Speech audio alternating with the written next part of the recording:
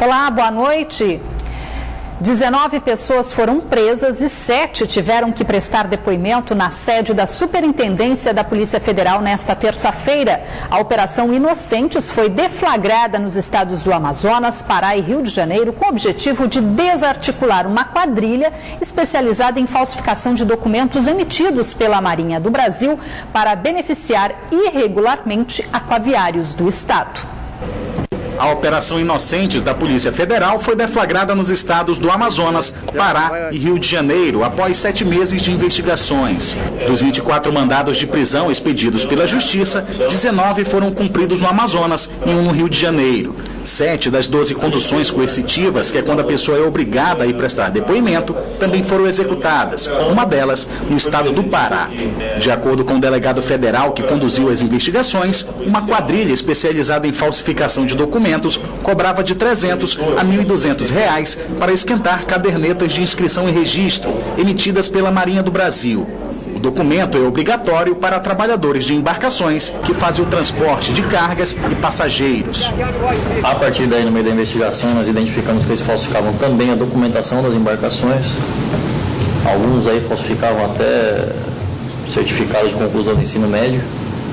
Eram falsificadores profissionais, viviam disso. Durante as investigações, a Polícia Federal identificou um grupo de despachantes que atuava na falsificação e comércio ilegal deste tipo de documento. A maioria dos escritórios desses despachantes está localizada na mesma rua da sede da Capitania dos Portos, onde esses documentos são oficialmente emitidos. Isso foi se propagando no boca a boca, esses despachantes ali na rua iam aliciando as pessoas e essa elevação de categoria generalizada com base em matrizes que eles tinham nos próprios computadores se espalhou. A Polícia Federal não sabe quanto dinheiro a quadrilha chegou a movimentar, mas quase R$2,5 milhões entre bens e valores dos suspeitos foram sequestrados até o fim das investigações. Entre as 19 pessoas presas, 11 são despachantes e 8 são militares da Marinha do Brasil, que facilitavam o esquema criminoso, até mesmo durante as fiscalizações de rotina. O envolvimento dos militares era em deixar passar esses documentos, seja durante o despacho da embarcação, seja durante a fiscalização no rio. Aí, e além, em certo sentido, essa parte da fiscalização no rio, a investigação levantou que eles deixavam passar barcos com excesso de passageiros, carga irregular. Por meio de nota, a assessoria de imprensa da Marinha informou que a operação da Polícia Federal é resultado de um inquérito policial militar encaminhado pelo comando do 9º Distrito Naval ao Poder Judiciário a partir de documentos apreendidos durante as fiscalizações e que os militares presos serão afastados de suas funções e, por se tratar de um crime comum, ficarão à disposição do Poder Judiciário. Está marcada para amanhã a primeira audiência na Justiça do Amazonas do caso que apura a morte da turista inglesa atingida por uma embarcação no Rio Negro há 2 anos durante um passeio de férias com a família na Amazônia. Os 2 condutores das embarcações que aguardam o julgamento em liberdade já foram indiciados por homicídio culposo majorado. A família reclama da demora no andamento do processo na Justiça amazonense. A aventura na Amazônia, que acabou em tragédia há quase 2 anos, ainda alimenta um drama para a família da turista inglesa Gillian Metcalfe. Esta semana, eles retornaram a Manaus pela 2ª vez desde o acidente que causou a morte da inglesa, com grande expectativa sobre uma definição do julgamento. A primeira audiência do caso estava marcada inicialmente para abril, mas foi adiada para amanhã após um dos réus alegar a necessidade de fazer uma cirurgia na mesma data. O marido da vítima, Charles Metcalfe, reclama da demora do processo na justiça amazonense, o que aumenta a dor da família, que ainda tenta superar a morte precoce de Gillian. We were told that the process might take a long time, and that's proved to be the case. O acidente que matou a turista inglesa ocorreu em setembro de 2013 no Rio Negro. A vítima, o marido e 2 filhas estavam em uma embarcação que seguia com turistas para um hotel de selva, quando foram surpreendidos por outro barco que vinha em alta velocidade. O piloto tentou desviar, mas não conseguiu e fugiu sem prestar socorro. A turista inglesa foi atingida na cabeça, chegou a ser socorrida mas não resistiu. Alice conta que tudo aconteceu muito rápido e que mal consegue recordar o momento da trágica colisão no passeio de férias da família. The boat, I don't remember any of the accident. The next thing I remember was being in hospital, so... Tanto a Marinha quanto a polícia fizeram uma reconstituição e ambos os pilotos das embarcações foram responsabilizados diante das negligências que foram verificadas. Os pilotos foram indiciados por homicídio culposo majorado. Para a advogada de Londres que cuida do processo no Brasil, a investigação é suficiente, mas ela reclama da burocracia no decorrer da ação no judiciário, apesar de o consulado britânico ter feito intermediações. And we're really hoping that it will go ahead tomorrow. E foi adiado mais uma vez no Tribunal de Justiça do Amazonas o julgamento da ação direta de inconstitucionalidade que questiona a lei municipal do estacionamento fracionado em Manaus. Tiago Gonçalves. A lei é clara ao estabelecer que o cliente só deve pagar pelo tempo de permanência no estacionamento. Para os órgãos de defesa do consumidor, a lei do estacionamento fracionado vem sendo descumprida desde quando entrou em vigor em setembro de 2013. Foi por conta dos benefícios concedidos pela lei que a Associação Brasileira dos Shopping Centers entrou com uma ação direta de inconstitucionalidade, questionando as regras da lei. Mais uma vez, o julgamento do processo foi adiado no Tribunal de Justiça do Amazonas. Desta vez, pela ausência da relatora, a desembargadora Socorro Guedes. Tiago Gonçalves para o Band Cidade. Na comparação entre março deste ano e de 2014, a produção industrial do Amazonas registrou queda, segundo pesquisa divulgada hoje pelo Instituto Brasileiro de Geografia e Estatística. A redução foi de 20,6% em março deste ano, na comparação com o mesmo período de 2014. É a 12ª taxa negativa consecutiva nessa relação e a mais expressiva desde julho de 2012, quando a queda foi de 24,3%. Já no acumulado de janeiro a março deste ano, a retração foi de 17,8%. Nos últimos 12 meses, a queda na produção industrial do estado chega a 10,9%. Já em março, foi registrada uma leve alta de 0,5% em relação a fevereiro. Segundo o IBGE, o desempenho negativo da produção foi impulsionado principalmente pelos setores de equipamentos de informática, produtos eletrônicos e ópticos e de bebidas, resultado da menor produção de televisores e computadores pessoais portáteis e também de xaropes para bebidas. Já os impactos positivos vieram dos setores de produtos de metal, de impressão e reprodução de gravações e de máquinas e equipamentos. Em todo o país, 5 dos 14 locais onde a pesquisa é realizada apresentaram redução em março de 2015.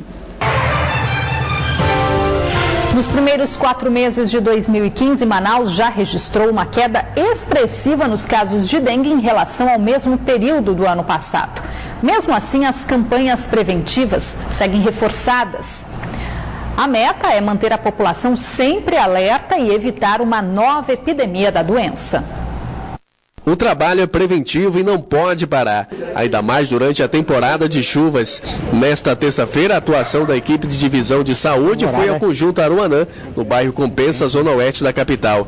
De em casa, os agentes distribuíam folhetos informativos e também verificavam se vasos de plantas não acumulavam água parada. Local preferido do mosquito transmissor da dengue para armazenar os ovos. Dona Ilza recebeu a equipe e diz que já toma todos os cuidados. Acho que de muita importância esse controle, né? Porque aí a gente tem mais cuidado ainda, mais atenção com os problemas que podem ocorrer durante essa invernada, esse acúmulo de água na nossa casa. Para esta outra moradora, a consciência deve ser de todos para não deixar o mosquito da dengue se procriar. Porém, tem os vizinhos também, se caso você tenha algum lugar que tem esses insetos, né? Com certeza vai ser transmitido para os vizinhos também, para os animais. Então, eu acredito que é muito importante. Segundo a Secretaria Municipal de Saúde, em 2014, no primeiro quadrimestre, foram registrados 2.448 casos de dengue na capital. Já este ano, de janeiro a abril, foi pouco menos de 996, uma redução de 60% só aqui em Manaus. Uma realidade bem diferente em relação a outros estados do Brasil, como São Paulo, que vive uma epidemia da doença, com mais de 38 mil casos e 8 mortes confirmadas. Mas segundo a chefe de divisão do Departamento de Controle de Doenças Transmitidas por Vetores, o combate ao mosquito Aedes aegypti deve ser constante para que esses números não aumentem no futuro. Esse ano, ao longo desse ano, a gente tem intensificado ações nesses dois bairros, Jorge Teixeira e São José, mas não só lá, houve ações na Vila da Prata, de um modo geral, na cidade toda a gente tenta intensificar ações em locais onde a gente percebe que existe mais risco. Este pesquisador do INPA, que atua no laboratório de vetores da malária e dengue, também reforça a importância da prevenção contra o mosquito, para evitar uma nova epidemia da doença na capital, como já aconteceu no passado. E destaca como o descuido da população contribuiu para o avanço da doença em São Paulo.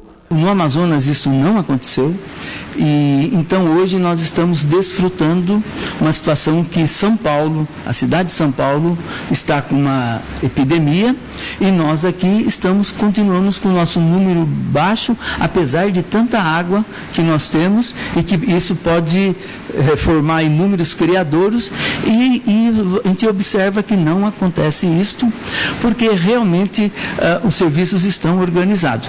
Ainda segundo a Divisão de Saúde da Secretaria Municipal de Saúde, atualmente os bairros Jorge Teixeira e São José, na Zona Leste, são as regiões com maior infestação do mosquito. Mas a gente está intensificando a ação, né? A gente sempre está em alerta e sabe que existe um risco. E a gente vem intensificando esse trabalho junto da população, porque é fundamental realmente que a população participe e entenda o quanto esse mosquito tem essa particularidade de se desenvolver no seu quintal e o quanto a população precisa contribuir nesse combate ao Aedes. 10 minutos por semana já são bem suficientes, né? O Conselho de Administração da SUFRAMA realizou nesta terça-feira em Brasília uma reunião extraordinária com o objetivo de buscar apoio para reverter o veto da presidente Dilma Rousseff à medida provisória que garantiria melhorias salariais aos servidores da autarquia. Com a decisão publicada no Diário Oficial da União, os servidores da SUFRAMA ameaçam uma nova greve da categoria. Segundo o Sindicato dos Servidores da SUFRAMA, uma assembleia deve ser realizada até quinta-feira para definir se as atividades da autarquia serão ou não paralisadas. A possibilidade de uma nova greve entrou na pauta do sindicato nesta segunda-feira, após a medida provisória 660 ter sido vetada parcialmente pela presidente Dilma Rousseff. Entre as emendas vetadas está a que previu o reajuste e equiparação salarial dos servidores da SUFRAMA em relação a outros funcionários da esfera federal.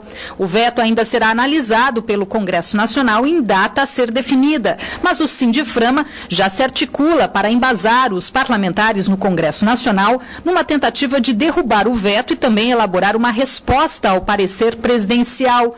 No ano passado, a greve dos servidores da SUFRAMA durou 46 dias. O prejuízo estimado foi de 300 milhões de reais para a economia do Estado. A paralisação foi provocada por servidores de carreira que pediam a criação do plano de cargos, a reforma dos espaços físicos e a promoção de cursos e atividades de qualificação. Por causa da cheia do Rio Solimões, que também atinge o município de Anamã, a 168 quilômetros de Manaus, a Secretaria de Saúde do Estado transferiu esta semana os serviços do Hospital Francisco Salles de Moura para uma unidade flutuante. Mesmo localizado na parte mais alta da cidade, o hospital também foi alagado. A unidade flutuante tem estrutura para atendimento de urgência, realização de partos normais, consultas médicas, exames laboratoriais e eletrocardiogramas. Já os serviços de mamografia e de raio-x ficam temporariamente suspensos. A chuva deu uma trégua nesta terça-feira, pelo menos aqui na capital. Vamos conferir agora como fica o tempo amanhã. Os detalhes no mapa.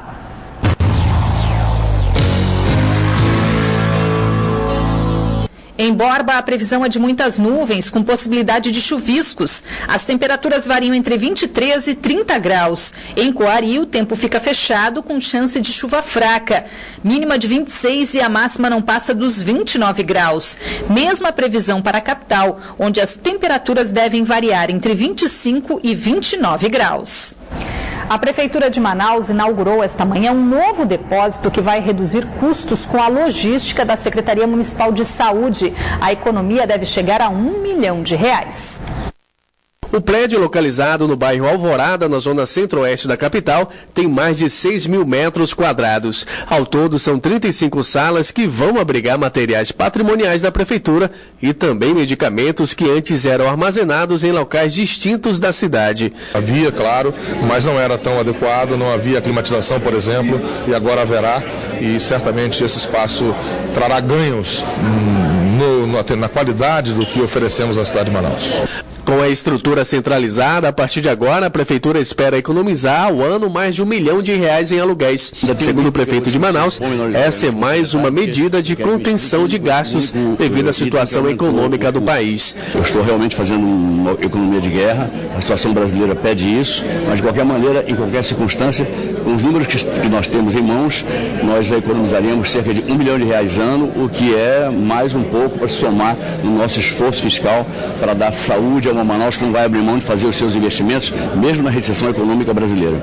Além da economia financeira, o local ainda possui ambiente climatizado para melhor conservação dos medicamentos. O contrato do imóvel com a Prefeitura será de 1 ano.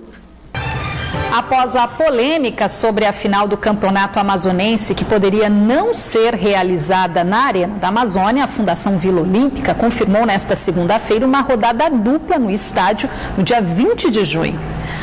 A final do estadual vai anteceder o clássico carioca entre Flamengo e Vasco, que vai colocar em campo ex-jogadores como Edmundo e Petkovic. No dia 20 de junho, a Arena da Amazônia vai ser palco de 2 grandes duelos do futebol brasileiro. A grande final do Campeonato Amazonense e um amistoso entre Vasco e Flamengo. Uma rodada dupla que deve atrair mais de 40 mil pessoas ao estádio. A final do Campeonato Amazonense está marcada para as 3 horas da tarde e em seguida os jogadores veteranos de Flamengo e Vasco fazem a partida amistosa. A definição de fazer 2 jogos no mesmo dia levantou uma polêmica entre os torcedores dos times amazonenses. Da forma que está sendo feita, dá a entender que a final do Campeonato Amazonense vai ser a preliminar de uma pelada de veteranos. É uma atração a mais, mas deixa um pouco a desejar, porque uma final do Campeonato Amazonense, na minha concepção, para mim é falta de respeito com o futebol amazonense. A definição da rodada dupla saiu após uma reunião entre a Associação de Clubes de Futebol Profissional do Amazonas e a empresa que vai promover o amistoso. Segundo o presidente da Fundação Vila Olímpica, Ali Almeida, os dias 13 e 20 de junho, a Arena da Amazônia estava reservada para a realização das finais do Campeonato Amazonense. No entanto, houve interesse da empresa para promover o amistoso na mesma data. Entraram num acordo que eles bancariam todas as despesas do campeonato, da final, a empresa bancava. Existe um contrato com uma TV local de transmissão ao vivo às 15 horas. E esse horário não poderia ser mexido, porque senão quebraria o contrato, porque é 15 horas. Além de cumprir com os contratos, o acerto para realizar uma rodada dupla no dia da final do Campeonato Amazonense inclui o pagamento de um cachê aos 2 times finalistas, que também vão receber parte do valor dos ingressos. Conforme o acordo, o torcedor que comprar o ingresso para a dupla rodada garante o direito de assistir os 2 jogos na Arena da Amazônia. Os ingressos vão custar entre R$40 e R$120, mas ainda não tem data e nem local para serem vendidos. E o Band Cidade fica por aqui. Para rever esta edição, acesse band.com.br/Amazonas.